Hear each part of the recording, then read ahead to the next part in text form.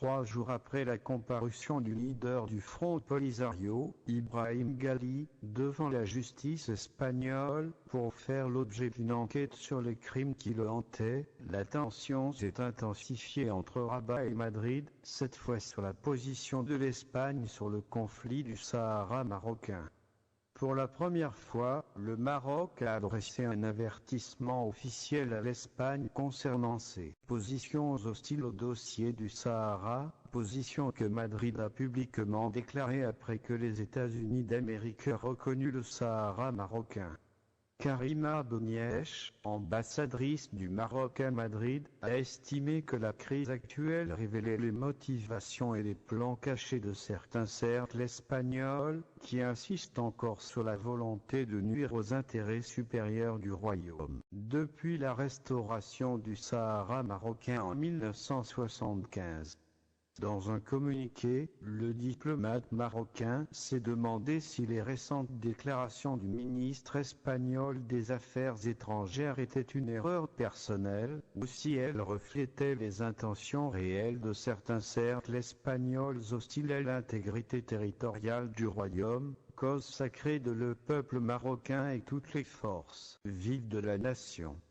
Au cours de la réunion présidée par le Premier ministre, au cours de laquelle le ministre des Affaires étrangères a fait une présentation sur l'évolution de la crise maroco-espagnole, il a alerté les dirigeants des partis politiques représentés au Parlement sur les positions de Madrid visant à porter atteinte à notre cause nationale, qui bénéficie d'une priorité et d'un consensus national parmi les Marocains. Les dirigeants des partis politiques, après avoir pris connaissance des données officielles, ont noté qu'à un moment où la question de notre intégrité territoriale connaît un élan positif de soutien politique au niveau international, l'Espagne a voulu créer des problèmes et contrecarrer les efforts du Maroc pour consolider son intégrité territoriale et tenter d'y faire pression dans un acte de cacophonie d'un État. Parmi les pays amis avec lesquels le Maroc a d'importants partenariats stratégiques et économiques. La position de Rabat avertit indirectement que depuis la reconnaissance par Washington de la souveraineté marocaine sur le Sahara, des mesures officielles espagnoles ont été enregistrées visant à perturber l'élan international connu par le dossier du Sahara et ont atteint le point de l'annonce du ministre espagnol des Affaires étrangères qu'elle écrirait au président Biden l'administration pour faire pression sur lui pour qu'il revienne sur la décision et l'ancien président Trump. Les manœuvres de l'Espagne ne se sont pas arrêtées là, mais les partis politiques de Madrid ont appelé à une action collective en tant que bloc européen afin de cristalliser un rôle effectif dans le conflit du Sahara si l'administration américaine ne renonçait pas à sa reconnaissance de la souveraineté marocaine sur les provinces du Sud.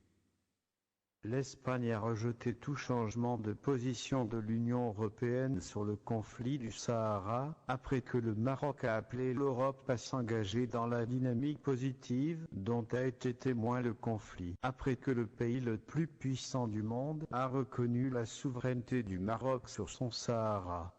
Il y a quelques jours, des sources ont déclaré que restaurer les relations telles qu'elles étaient auparavant est difficile. Car Madrid ne changera pas sa position sur le conflit du Sahara, comme Rabat le souhaite aujourd'hui.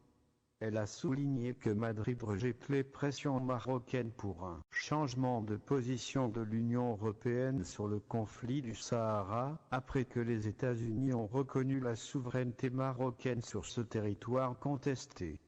L'une des raisons du report du sommet conjoint de haut niveau entre Rabat et Madrid, avant le déclenchement de la crise Ibrahim Ghali, était principalement liée à la coordination des ministres espagnols, notamment ceux à fil liés au parti Podemos, avec des éléments du Front Polisario séparatiste, en plus des positions hostiles connues du parti contre les intérêts du Maroc.